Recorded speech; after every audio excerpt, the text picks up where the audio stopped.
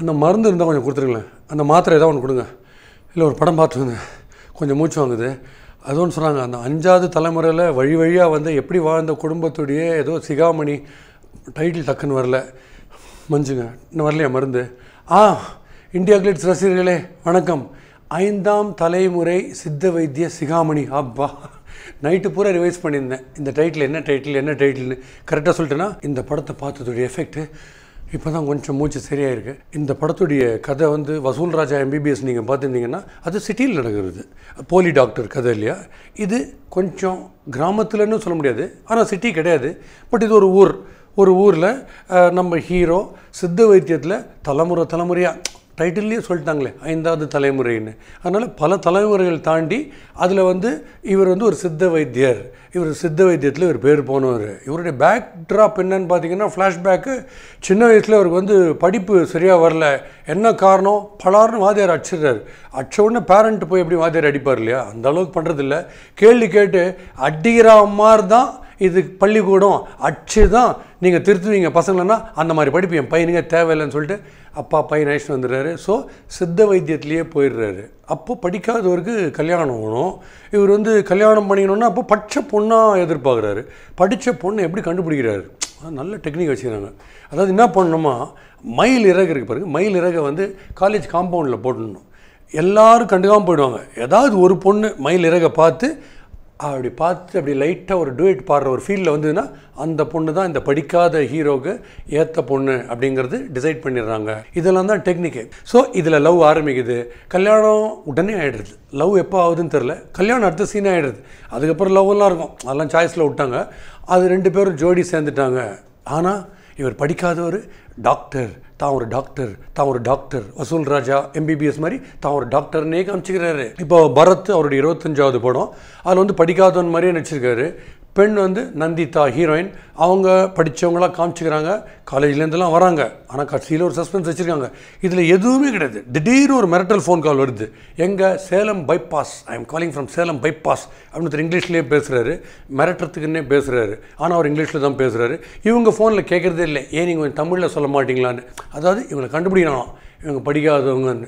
நான் நினைக்கிறேன் Salem bypass பூராவே Britishers தான் போல இருக்குது. இன்னும் போவே இல்லை, அவங்க அங்கேயே தான் இருக்காங்க போல இருக்குது. குவிட் இண்டியா மூமெண்ட்லாம் அவங்களுக்கு இல்லை. ஸோ ஃபுல்லாக இங்கிலீஷில் பேசுகிறாங்க. இப்படி உங்களுக்கு வந்து பல பேர் படிக்காதவர்களாகவே இருக்காங்க. எழுத படிக்க தெரியாது, எதை போட்டாலும் நம்புகிறாங்க, எந்த போர்டை வச்சாலும் நம்புகிறாங்க. அந்த மாதிரி நம்பக்கூடிய ஒரு ஊர் இந்தியாவில் எங்கே இருக்குதுன்னு தெரில. இந்த கிராமத்தில் யாருக்குமே தெரில இவங்க உண்மையாக போலியான்னு. பக்கத்து கிராமத்துலேருந்து யாராவது வந்து போட்டு கொடுப்பாங்கன்னு பார்த்தா அந்த கிராமத்தில் இன்டெலிஜென்ட்டாக இல்லையான்னு தெரில. இந்தியாவிலேயே யாருக்குமே புரியல இது எந்த ஊருன்ட்டு. அந்த மாதிரி ஒரு ஊரை நான் பார்க்கணும். அவ்வளோ இன்னசென்ட்டாக எல்லாருமே இருக்காங்க. இதில் லவ்வு இல்லை ஹீரோயின் ஒருத்தர் பார்த்து அந்த கண்ணிலேயே காதலை பரிமாறிக்கிற மாதிரி அந்த மாதிரி சீன்ஸ்லாம் இருக்குன்னா பஸ்ஸில் இருக்குமே கண்டிப்பாக. நந்திதா நடிக்கிறாங்கன்னா கண்டிப்பாக பஸ்ஸில் ஒரு சீன் இருக்கும் இல்லையா. அதில் வித்தியாசமான ஒரு இன்னசென்ஸுங்க. ஒவ்வொருத்தரையும் நந்திதா 2 டிக்கெட் ஒரு பர்டிகுலர் இடத்துக்கு கேட்கும்போது ஹீரோவும் கண்டக்டர்கிட்ட அதே இடத்துக்கு 2 டிக்கெட் கேட்குறாரு, ஏன்னா ஹீரோயினை ஃபாலோ பண்ணலான்ட்டு. ஆனால் கடைசியில் ட்விஸ்ட் என்னென்னா, ஹீரோயின் வேறு யாரோ 2 பேருக்கு அந்த டிக்கெட்டை கேட்குறாங்க. எந்த அளவுக்கு பரத் இந்த படத்தில் இன்னசென்ட்னா, அந்த பஸ்ஸில் வெறும் டிரைவர் கண்டக்டர் 2 பேர், பரத் நந்திதா இவ்வளோ பேர் தான் இருக்காங்க. அப்படின்னா கூட நந்திதா எனக்கு 2 டிக்கெட் அப்படின்னு கேட்டால் பரத் அவரும் கேட்குறாரு எனக்கு 2 டிக்கெட். அந்த 2 டிக்கெட் யாருக்கு? ஒன்று கண்டக்டருக்காக வாங்குறது, டிரைவருக்காக வாங்குறது. இந்த அளவுக்கு இன்னசென்ஸ் நீங்கள் எந்த படத்துலையா பார்த்துருக்கீங்களா? தம்பி ராமையா இதில் வந்து முக்கியமான ஒரு ரோல் பண்ணுறாரு. பட் இந்த அளவுக்கு தம்பி ராமையா எப்படி ஓவர் ஆக்ட் பண்ணுறாருன்றதை வந்து ஒரு புக்கு போட்டார்னா நல்லாயிருக்கும். இப்படி படம் வந்து படிக்காதவங்களை பற்றியே தான் போகுது. இப்படி ஒரு கிராமம் எங்கேயாவது இருக்குமா? இதை நாம் நம்ப முடியுமா? இதை நம்பணுன்னா நாமளும் படிக்காதவங்களாகவே இருக்கணும், அப்படியே காமிச்சிக்கிறது பெட்டர். கடைசி வரைக்கும் அந்த டைரக்டர் LG ரவிச்சந்தர் அவர் கண்டிப்பாகவே நம்புகிறார். பார்க்குறவங்க அத்தனை பேருமே படிக்காதவங்க, எந்த விஷயமே தெரியாதவங்க, சினிமாவே பார்க்காதவங்க. நாம் எது காமிச்சாலும் அவங்க நம்புவாங்க. சரி, சித்த வைத்தியம்ன்றது ஆரம்பத்தில் கொஞ்சம் இப்படி தடவிந்தீங்களே அந்த டைட்டில் சொல்கிறதுக்கு. அந்த சித்த வைத்தியன்றது இந்த படத்தில் அது வந்து வருதுங்க. அப்பப்போ இந்த சித்த வைத்திய சீன்ஸ்லாம் வருது. கடைசியில் கிளைமேக்ஸில் வந்து அந்த ஃபைட்டு நடக்கிற இடத்துல ஒரு 4 செடி 7 மரத்தெல்லாம் சாய்ச்சி புல்லெல்லாம் உருவி அந்த ஜூஸ் எல்லாத்தையும் அந்த ஹீரோயினோட வாயில் பொழிஞ்சு இப்போ நான் எங்கே இருக்கேன் அப்படி ஹீரோயின் கேட்குற அளவுக்கு கொஞ்சம் யூஸ் ஆகுது அந்த மூலிகை செடி அதெல்லாம். ஸோ சித்த வைத்தியம்தான்.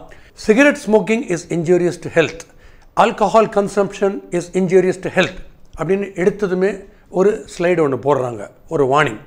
அது சம்டைம்ஸ் இன்டர்வல்லையும் போடுவாங்க. பட் இந்த படத்தில் இந்த 2 கேப்ஷனையும் கடைசியில் போடுறது நல்லது. Cigarette smoking is injurious to health, alcohol consumption is injurious to health போடுறது நல்லது படம் முடியும் போது. ஏன்னு கேட்குறீங்களா? படத்தை பார்த்த உடனே ஒருவேளை பயங்கரமாக சிகரெட் பிடிக்க ஆரம்பிச்சிட்டிங்கன்னா, இல்லை பயங்கர டென்ஷனில் குடிக்க ஆரம்பிச்சிட்டிங்கன்னா அதை நீங்கள் பண்ணாதீங்க. இந்த படம் அந்த விதத்தில் ஒரு நல்ல பாடம். குடிக்காதீங்க, சிகரெட் பிடிக்காதீங்க. என்ன டென்ஷன் ஆனாலும் சரி, அதையும் மீறி உங்களுக்கு குடிக்க தோணுச்சு, இல்லை சிகரெட் பிடிக்க தோணுச்சுன்னா ஜஸ்ட் அ மினிட், அந்த சித்த வைத்தியத்தில் அந்த மாத்திரை எனக்கு ஒன்று கொடுக்குறேன் சொன்னீங்களே, மூச்சு வாங்குது, மறுபடியும் அந்த டைட்டில் ஞாபகம் வருது, டைட்டிலும் புரியல, கதையும் புரியல.